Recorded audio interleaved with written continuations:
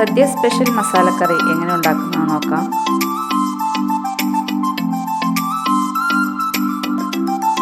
അതിനായിട്ട് ചട്ടിയിൽ ഉരുളക്കിഴങ്ങ്, ഉള്ളി എന്നിവ ആദ്യം വേവിക്കാം. ശേഷം സോയാബീൻ, തക്കാളി എന്നിവ ആഡ് ചെയ്യാം.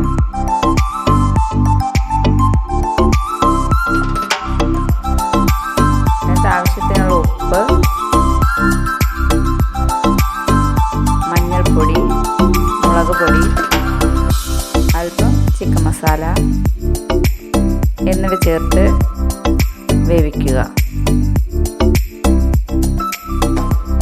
ശേഷം നമ്മൾ ആദ്യം കുക്ക് ചെയ്ത് വെച്ചിട്ടുള്ള കടല അതിലേക്ക് ചേർക്കുക.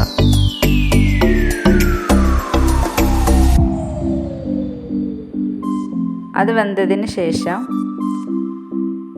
തേങ്ങ വറുത്തരച്ചത് ആഡ് ചെയ്യാം.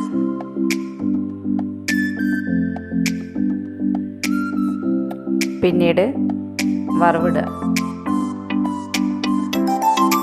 ആവശ്യത്തിനുള്ള വെളിച്ചെണ്ണ, കടുക്,